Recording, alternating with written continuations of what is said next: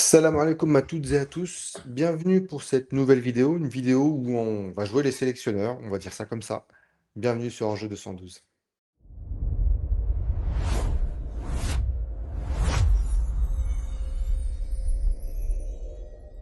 Salam Khoya Youssef, comment tu vas?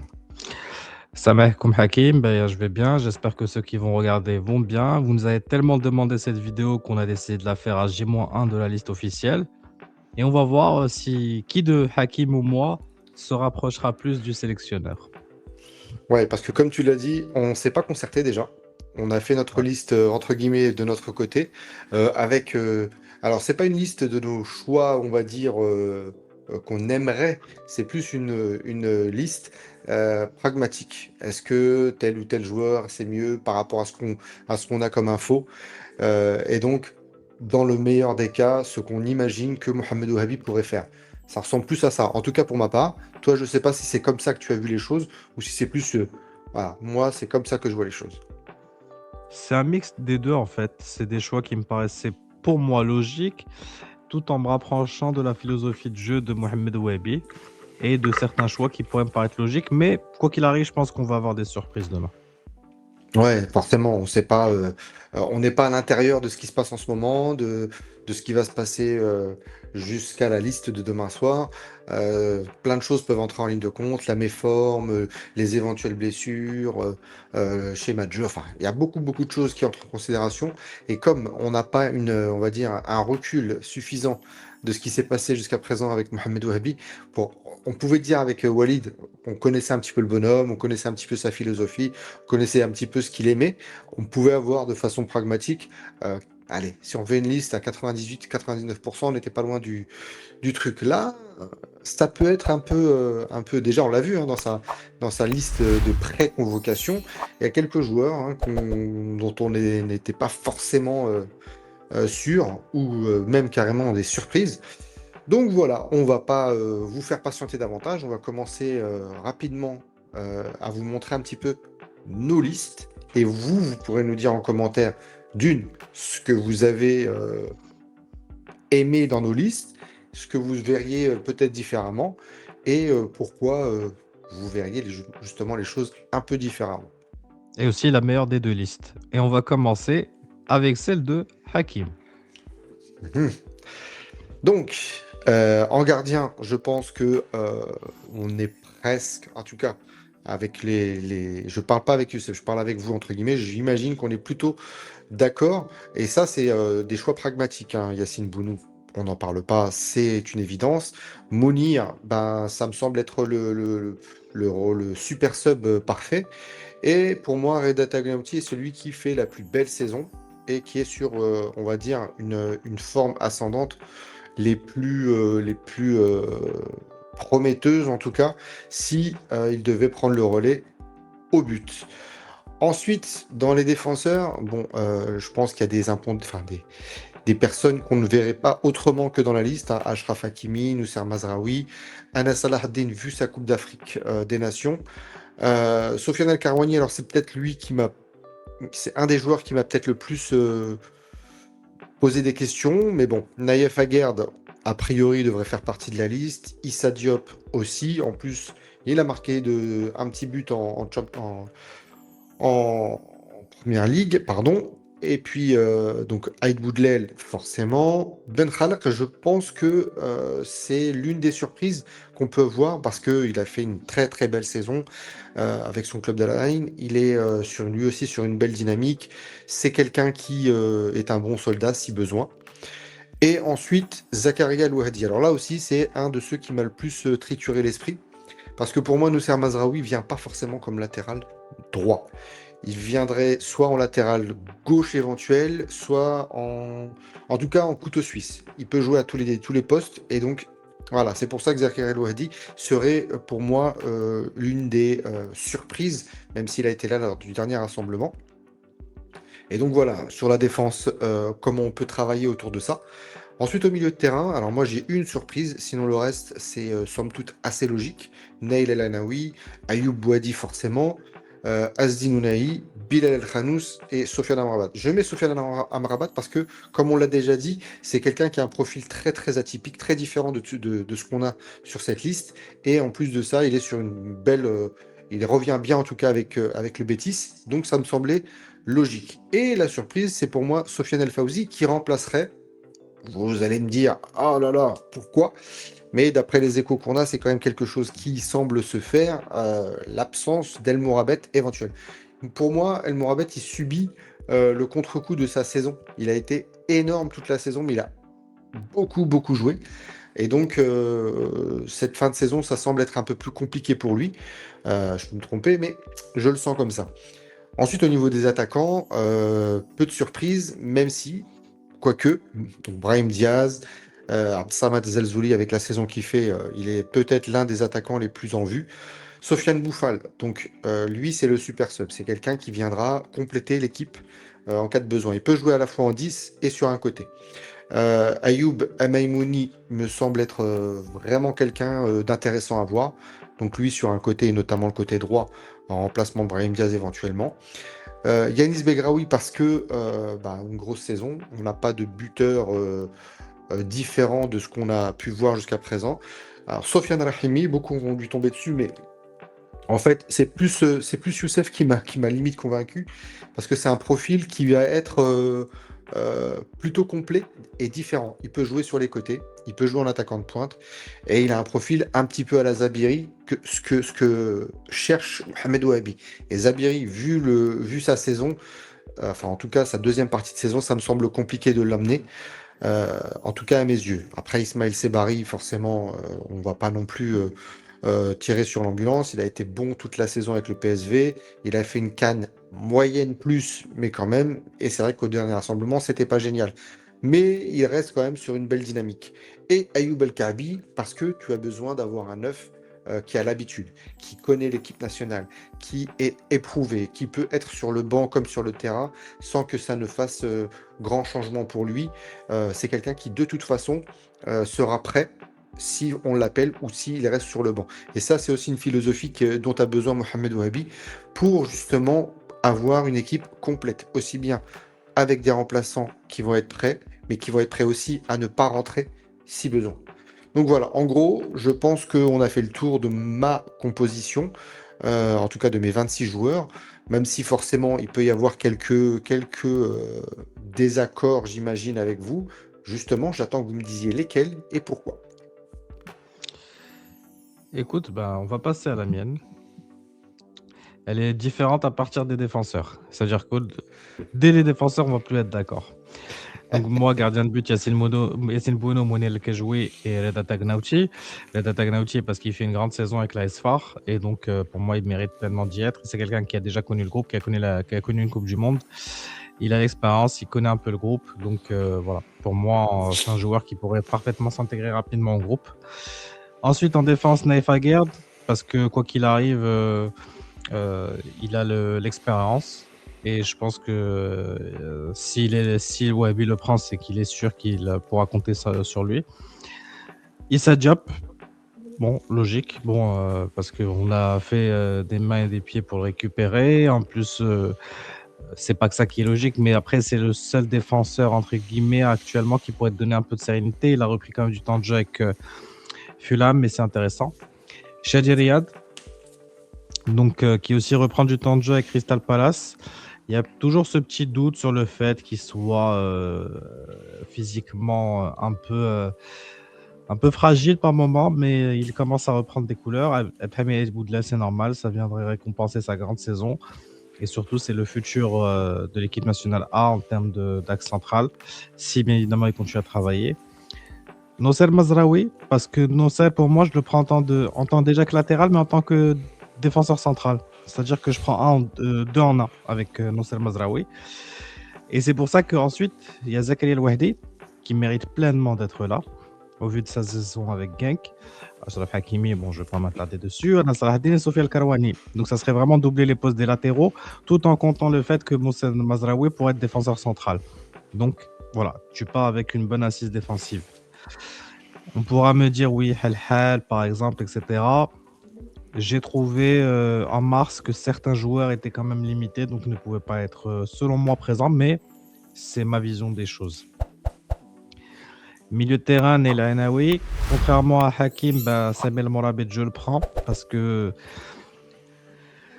sa grosse saison, parce que physiquement, je me rappelle de ce qu'on avait dit, Jamal Beneddir, c'est il pourrait vraiment le remettre sur pied sur le plan physique et que sur sa qualité intrinsèque, ça, tu peux pas t'en passer. Emran Louza. Emran Louza, pourquoi? Parce que Emran Louza, c'est un peu du Samel Morabet avec du Sofiane Mrabat physiquement aussi, même si c'est pas le même gabarit. Donc tu as deux profils en un et en plus il semble très bien s'illustrer actuellement avec l'équipe nationale A. Et il a travaillé dur pour revenir. Et il a fait une très très grande saison en Championship. Même si c'est la deuxième division anglaise, c'est un gros championnat. Donc pour moi, c'est deux profils en un. Ayoub Boadji, je pense que j'ai pas besoin d'expliquer. SD Nounahi, je pense que j'ai pas besoin d'expliquer non plus. Et Bilal Khannous, non plus. Et au niveau des attaquants, Ismaël Saibari, moi certains le mettraient en milieu, moi je le mets en attaquant parce qu'il pourrait encore être utilisé en faux neuf. On l'a testé qu'une fois, donc on l'a testé qu'une fois, on pourrait de nouveau le retester, voir ce que ça pourrait donner. Sinon, on le replacerait en numéro 10 aussi. Ayoub Amaimouni, qui fait pour moi une très très bonne saison avec Francfort et qui en plus aux entraînements semble s'illustrer. Donc pour moi, il mériterait sa place et il apporterait quelque chose de différent par rapport aux autres ailiers qu'on a actuellement. Et ensuite, Brahim Diaz, Ayoub El Kabi. En fait, je vais parler d'Ayoub El Kabi, de Sofiane Rahimi et de Smaël Saibari. Pour moi, c'est vraiment les trois neufs qu'on pourrait avoir et chacun a un profil différent. Ismaël Saibari est capable de venir récupérer le ballon au milieu de terrain pour l'emmener. Sofiane Rahimi peut justement lui prendre la profondeur, etc. et jouer également sur les côtés. Ayoub El Kabi joue plutôt dans le box et ça, c'est trois profils différents. Et Sofiane Rahimi, c'est un peu, encore une fois, un Zabeli bis, le genre de profil qu'aime Mohamed Wahabi.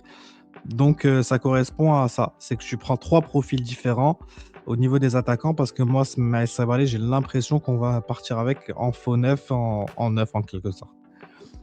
Ensuite, Samad El Zalzouli, comme le dit la musique, parce que c'est Samad El Zalzouli, grosse saison.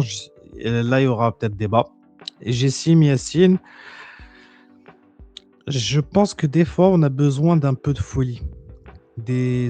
Parce que des fois, les défenseurs adverses ne s'attendent pas à certains joueurs et Jessim pourrait faire partie, au même titre qu'Ayoub Amaimouni, à ces genres de joueurs qui viendraient pour la première fois en Coupe du Monde. Ça serait sa deuxième sélection s'il joue et qui pourrait, sur un petit coup de folie, en fait, te faire la différence. Tu peux avoir besoin de ce genre de profil. J'ai réfléchi entre lui et Bouffal, pour être franc. J'ai longuement hésité entre les deux. Mais je me suis dit, est-ce que Bouffal, quand je revois les matchs, est-ce qu'il est capable de jouer en tant qu'ailier? Je pense qu'il devrait plutôt jouer en tant que 10. Et en tant que 10, c'est un peu plus bouché. Donc, vraiment, j'ai hésité entre les deux. Peut-être que c'est sur ce point-là qu'on pourrait ne pas être d'accord, peut-être Hakim et moi, mais également avec vous dans les commentaires. Et le dernier, c'est Shamsuddin Talbi, qui fait quand même une très bonne saison avec Sunderland. Il a apporté quelque chose lors du match de préparation que j'ai rarement vu ces derniers temps. Ça veut dire des centres dans la surface, des débordements, etc. Enfin, débordements qui quand même ont apporté du danger.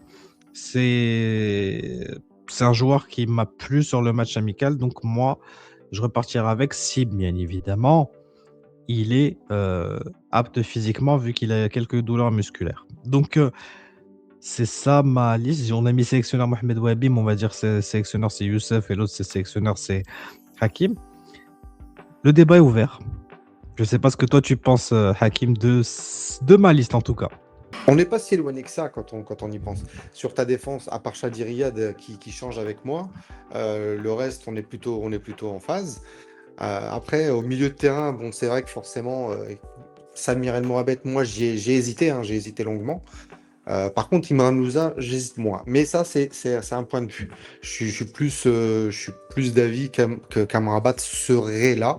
C'est pas forcément mon avis à moi perso, mais Voilà, je pense que dans l'optique, même si je comprends tes arguments, Imran Louza fait une très très belle saison. Physiquement, il est costaud. Il a changé un petit peu par rapport à ce qu'on avait vu avec l'équipe nationale. Et je pense que mentalement, il s'est aussi forgé un caractère différent.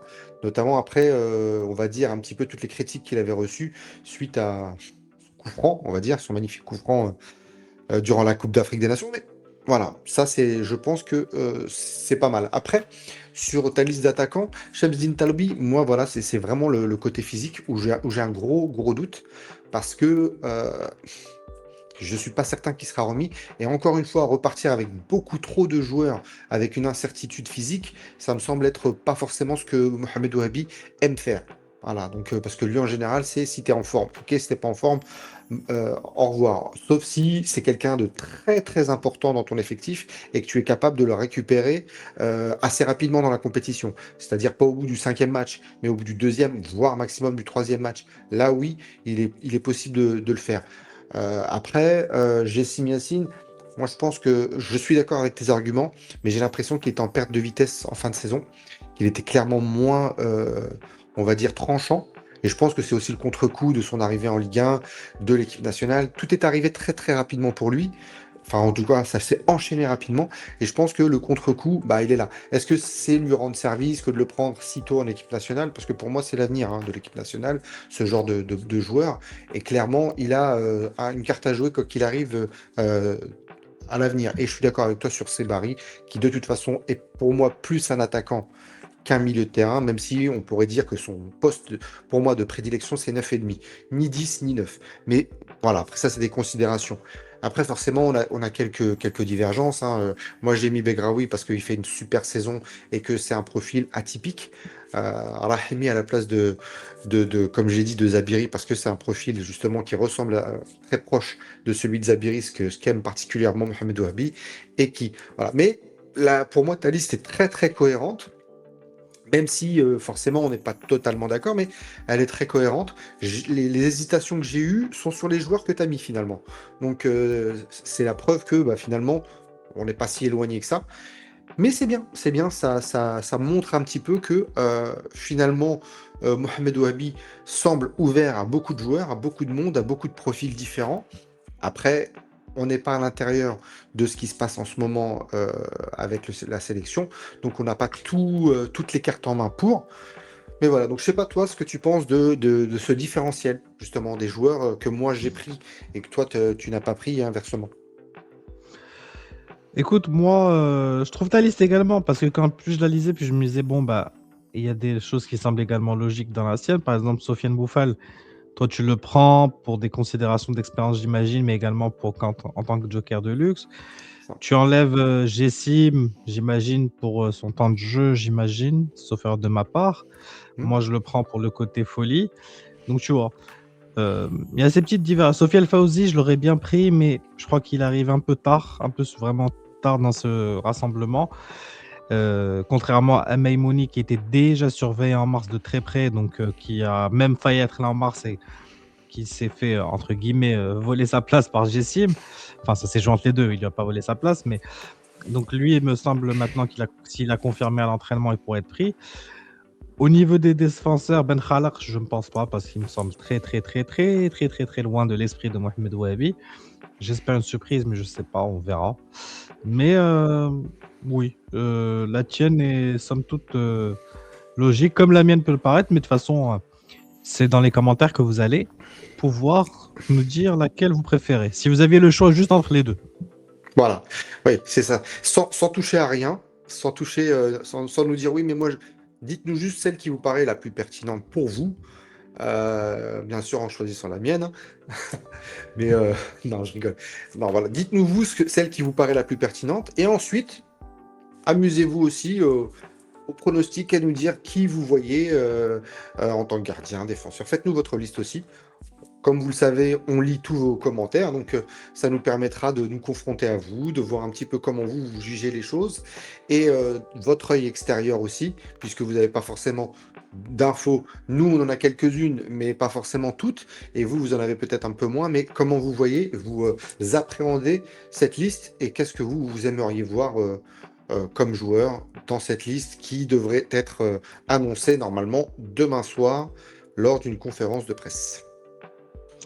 Exactement. Mais en tout cas, on espère que cette vidéo vous a plu, que vous permis de justement de enfin avoir droit, entre guillemets, à nos listes. Et on attend vos avis dans les commentaires. Merci Hakim. Merci à toi. Et comme tu as l'habitude de le dire, une fois n'est pas coutume, ce sera moi. Pensez à vous abonner, à liker, hein, le petit pouce bleu, laissez les commentaires donc, et partagez cette vidéo avec tous ceux que à qui vous désirez. Et on vous remercie grandement. Merci, salam alaikum.